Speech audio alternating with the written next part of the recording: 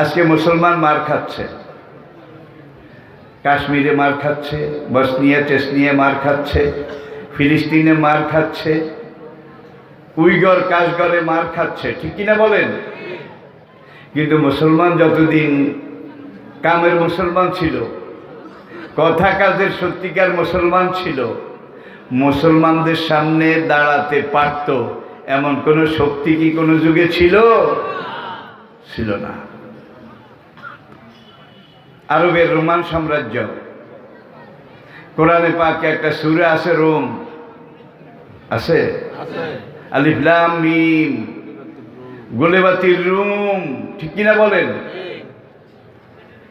তাহলে আপনি পাড়া প্রতিবেশী, দেশবাসী, সমাজ, তাদের সাথে কি ব্যবহার করবেন, কেমন ব্যবহার করবেন, এগুলা কোরআনে আছে।